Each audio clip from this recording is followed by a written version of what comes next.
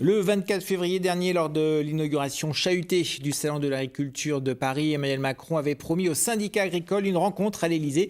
Elle s'est tenue ce matin, elle s'est terminée il y a quelques minutes. Amélie Robillard, bonjour, vous êtes agricultrice corrézienne, vice-présidente nationale de la coordination rurale. Votre présidente Véronique Le Floch a discuté donc avec le chef de l'État. Avez-vous des informations sur ce qu'il s'est dit ? Oui, alors c'était une réunion où il y avait quand même une quarantaine de personnes. Il y avait non seulement le président de la République, mais il y avait également Gabriel Attal, le ministre de l'Agriculture, Agnès Pannier-Runacher, toutes les interprofessions, tous les syndicats agricoles. Donc c'était quand même une réunion assez importante en nombre de personnes.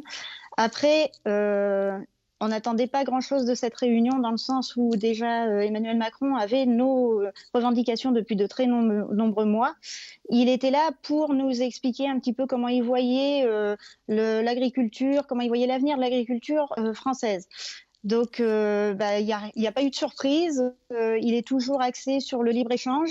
Il serait bien de rappeler en fait à Emmanuel Macron qu'il est président de la République française, qu'il est là pour défendre les Français et les agriculteurs français, qu'il n'est pas président de l'Europe et que c'est pas en étant hyper mondialiste et en étant pro-européen comme il l'est qu'on arrivera à tirer un revenu décent pour les agriculteurs.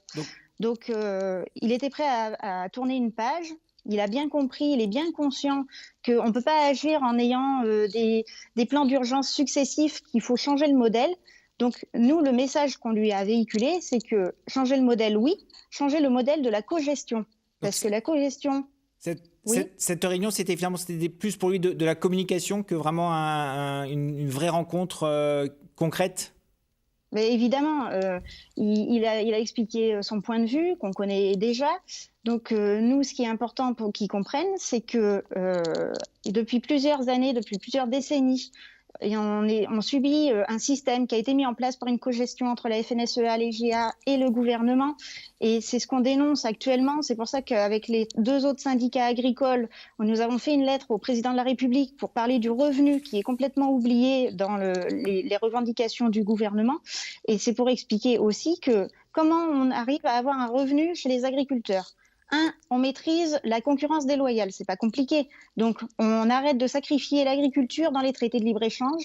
Et deux, on maîtrise les charges. C'est pour ça qu'à la coordination rurale, on demande un bouclier tarifaire pour le GNR à 1 euro et un bouclier tarifaire également pour l'électricité et le gaz. Une dernière question très rapidement. Ça veut dire que la défiance chez les agriculteurs demeure. Vous êtes toujours très vigilants et un autre mouvement pourrait démarrer bientôt ?